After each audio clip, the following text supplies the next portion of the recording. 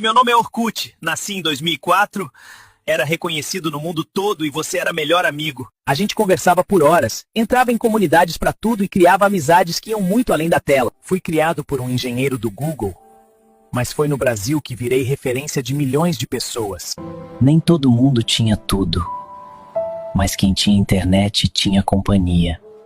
Alguns tinham tudo, mas faltavam bons amigos e histórias de verdade. E era neste ambiente que tudo era mágico. Só de olhar deu vontade de chorar.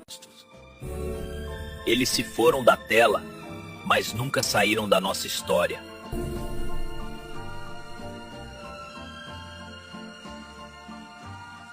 Quer aprender a fazer vídeos como esse e viralizar? Clica no link da minha bio.